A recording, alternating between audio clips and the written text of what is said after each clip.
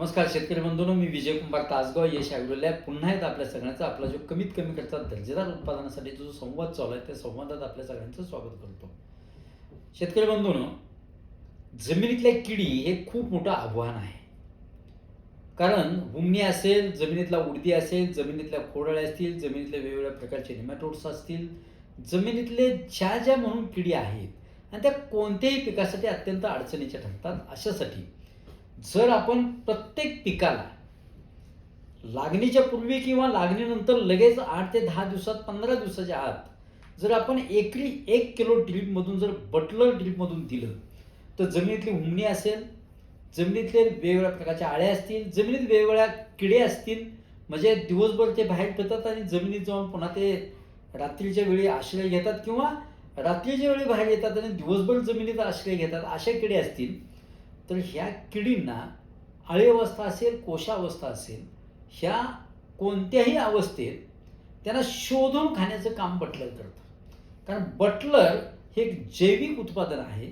त्यात कोणत्याही प्रकारचं केमिकल नाही आहे. युरोप एक्सपोर्टसाठी सुद्धा चालतं, डाळिंबासाठी चालतं, जमिनीतल्या किडीसाठी कोणत्याही किडीसाठी चालतं. अत्यंत चांगले परिणाम याचे मिळतात. ड्रीपमधून फक्त ते सोडायचं आहे. त्याचं ॲप्लिकेशन फर्टिगेशन केलं तरी चालेल. म्हणजे स्पॉट ॲप्लिकेशन करायला पाहिजे असं नाही आहे किंवा ते ओतून घ्यायला पाहिजे असं नाही आहे. जर आपण ते बटलर 200 लिटर पाण्यात 1 किलो टाकलं, त्यात गूळ एखादा किलो टाकला, असेल तर टाकला तरी चालतो, नसेल तरी चालेल, असेल तर चांगली गोष्ट आहे. चांगलं ढवळा आणि ते लगेच ड्रीपमधून सोडून द्या. ड्रीपमधून सोडलं की जमिनीत एकदा त्या जैविक निमॅटोड्स जमिनीत गेले की जमिनीतल्या हानिकारक असलेले निमॅटोड सुद्धा ते खाण्याचं काम करतात.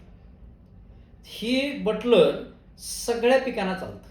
म्हणजे ऊसातली हुमणी असेल तुम्ही ड्रीपमधून द्या, जमिनीतल्या आळ्या असतील ड्रीपमधून द्या, वांग्यासाठी शेंडाळीच्या काही कोष जमिनीत राहतात त्यासाठी ड्रीपमधून द्या, टोमॅटोसाठी जे आळ्या असतात त्याच्यासाठी ड्रीपमधून द्या, कोणत्याही पिकासाठी कोबी असेल, फ्लावर असेल, अगदी रताळा असतील, रताळा जे किडतात आणि किडू नये म्हणून शेवटच्या टप्प्यात लोक म्हणजे बरेच बागायतदार आपले ड्रीपमधून स्लेअर प्रो सोडतात किंवा डेंटासूट 300 ग्रॅम सोडतात किंवा क्लोरो सोडतात. त्यामुळे काय होतं, जमिनीतले जे रताळा आहेत किंवा जे कंदमुळं आहेत त्याच्या आजूबाजूला असलेली किडी सगळी मरून जाते.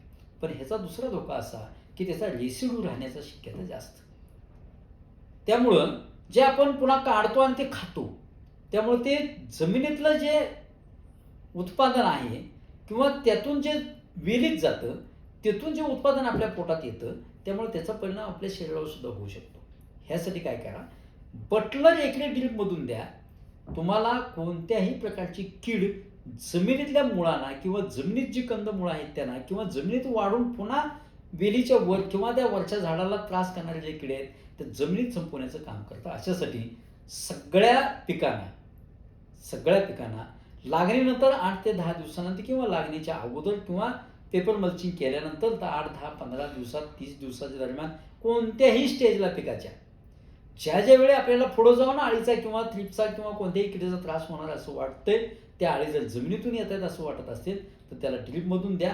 हुमणी वगैरे सगळ्या किडी त्या शोधून खाण्याचं काम करतं. ह्या नेमॅटोडचं वैशिष्ट्य काय, किडी जमिनीत असतील आणि ह्याच्या टप्प्यात नसतील तर त्यांना निसर्गाने एक देण दिलेली आहे.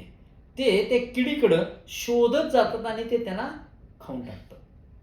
त्यामुळे अत्यंत चांगल्या किडीचं आपल्याला जमिनीतल्या किडीचं अत्यंत चांगलं नियंत्रण मिळतं. बंधूंनो, नेमका त्याचा वापर करण्याचा प्रयत्न करा. एकरी 1 किलो फक्त ड्रीपमधून द्या. बागायतदार बंधूंनो, माझी विनंती आहे की आपण इथून पुढच्या काळात डाळिंब, ऊस, टोमॅटो, मिरची ह्या पिकांच्यावरती सुद्धा आपण संवाद साधतोय. माझी विनंती आहे की शेतकरी बंधूंना सगळ्या आपला कमीत कमी खर्चातला दर्जेदार उत्पादनासाठीची जी चळवळ आहे ती जास्तीत जास्त बागायतदारांच्यापर्यंत शेतकऱ्यांपर्यंत पोहोचण्याचा प्रयत्न करा. धन्यवाद.